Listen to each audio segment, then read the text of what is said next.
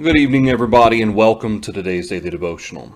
So, for our Daily Devotional today, there's an article that was published back on February the 14th. And the article, and let me be very clear here, this isn't about politics, it's not about Republican, Democrat. I'm focused on one particular part of this article. The title of the article is Eric Swalwell Says God is a Woman While Discussing Trump Impeachment Trial. And I'm not going to read this whole article because the majority of the article is actually politically based, but there's some I have highlighted that I wanted to focus on. Representative Eric Swalwell of California on Sunday suggested that God is a woman while discussing the impeachment trial against former President Donald Trump. Swalwell, 40, made the comments during an appearance on MSNBC. The article goes on to say, Swalwell said calling witnesses wouldn't have changed Republicans' mind on voting to acquit Trump on the charge of citing January 6th riot at the U.S. Capitol, even if the witnesses were, quote, God herself. And this is actually, I mean, obviously, I know this is not the first time that individuals have suggested that God is a woman and that sort of thing. But it just is kind of interesting to me that it was a very kind of mentioned in a very casual way, God herself. And there are certain religions, primarily, some of them are European, Eastern, that refers to Mother Earth, like literally as a god, Gaia. But in terms of referencing God, and I'm assuming Eric Swalwell is not referring to one of the false gods in the sense of idols and so forth, but more specifically associated with the Judaistic Christian understanding of God, he still references him as a her.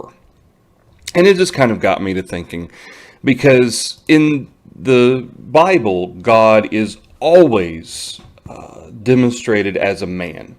Always. He's never referenced as a her. He's never referenced as mother or she. It's always he. It's always him. It's always his father. And it's interesting, especially, of course, the Hebrew. A lot of the pronouns in Hebrew don't actually. There's not a lot of actual personal pronouns in Hebrew. There are in the Greek. The Greek is very specific: male, female, his, hers, that sort of thing. But in Deuteronomy chapter 32, this is actually the first time that in the Old Testament that God is referenced as Father. Now he's referred to as he and his earlier than this. But Father is the first time mentioned here in Deuteronomy 32 when Moses is speaking to the children of Israel. He says, "Do you thus deal with the Lord, O foolish and unwise people? Is he not your father who bought you? Has he not made you and established you?" The fact that God is referenced as Father, and his, and him, he, the fact that he's presented as male is very important. It's very specific on several different levels. One being the fact that because the male is presented as the one he's given the responsibility to lead the family. So there is a certain amount of responsibility, certainly. There's a certain amount of authority, certainly, and that's certainly being stressed when it comes to God being represented as a he. Understand that as a spirit, there is no gender. Okay, angels aren't necessarily him or her. Gender is not a thing when it comes to the spirit. However, the fact that when God presents himself, whether it's the Father, the Son, or the Holy Spirit, it's always he. From the Old through New Testaments, the angels are always presented as he, or men when they're on earth. And that's a very important point. It's a very important aspect, because not just because, oh, well, the Old Testament it was a patriarchal society and so forth, but because God has established creation a certain way. Adam was created first, and then Eve, And of course, this is part of the reason in 1 Timothy chapter 2 that Paul establishes the fact that the husbands are kind of at the lead of things, and then the wife, men, and then women. Certainly because Adam was formed first, then Eve, and then Paul references the fact that Eve was deceived, Adam was not. But also, the idea of father is even more kind of a deeper layer in there, because the father is representative of authority. The father is representative of control, of understanding, of knowledge, and as a result, all of these concepts kind of merge into describing Father as God as Father. But then you've got the relationship that exists as well. And this is what's being emphasized by Moses here in Deuteronomy 32, is the fact that, is he not your father who bought you? He's the one who is leading you. He is in charge. He's the authority. But there's also that care, that love. And that's also what's being emphasized with the concept of father. That there is responsibility, but there's also the motivation for that, fulfilling that responsibility, is because he loves his children, and in this case, his people. And then the next time, the first time, at least as far as I can find, the first time that God himself speaking refers to himself as Father is in 2 Samuel chapter 7. In 2 Samuel chapter 7, God is speaking about his people. He says, I will appoint a place for my people Israel. I will plant them, but they may dwell in a place of their own, and move no more, nor shall the sons of wickedness oppress them any more as previously. And then when your days are fulfilled and you rest with your fathers, I will set up, speaking about David, I will set up your seed after you, who will come from your body. I will establish his kingdom. You shall build a house for my name, and I will establish the throne of his kingdom forever. I will be his father, and he shall be my son. If he commits iniquity, I will chasten him with the rod of men and with the blows of the Son of Men. But mercy shall not depart from him, as I took it from Saul, whom I removed from before you. You and your house and your kingdom shall be established forever before you. Your throne shall be established forever. According to all these words, according to all this vision, so Nathan spoke to David. Of course, God is speaking through Nathan to David. And so, Deuteronomy 32, Moses presents God as their father.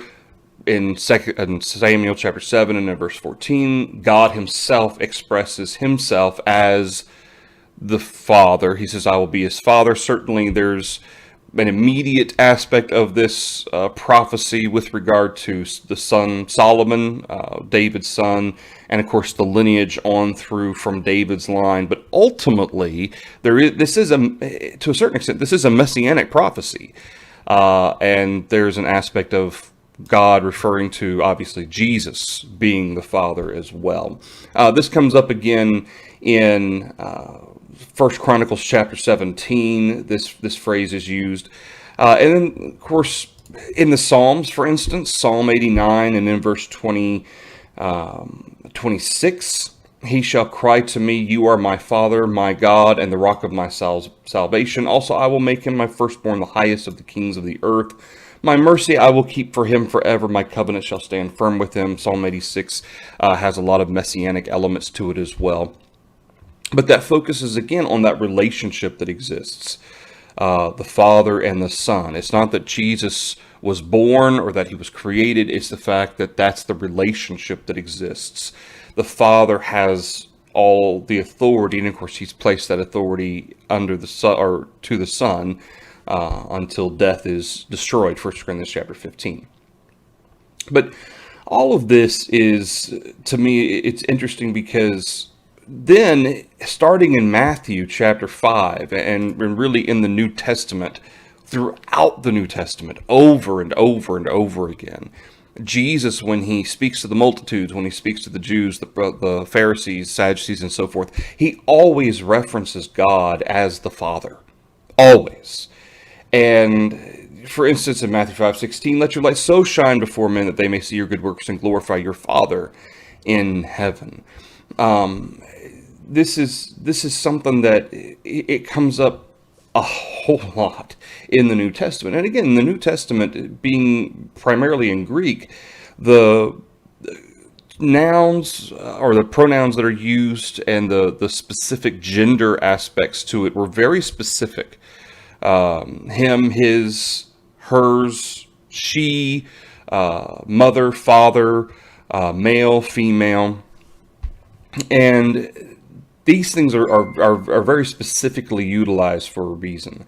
And it all goes back to show that God has presented himself throughout man's history, not only as male, but also as one who cares for his creation. And he does. He cares for his creation. John 3:16. He cares for us in that relationship that exists is like a father to his children. And certainly that's a very broad, from a very broad perspective, but he sent his son to die for us because he loves us, and so does Jesus.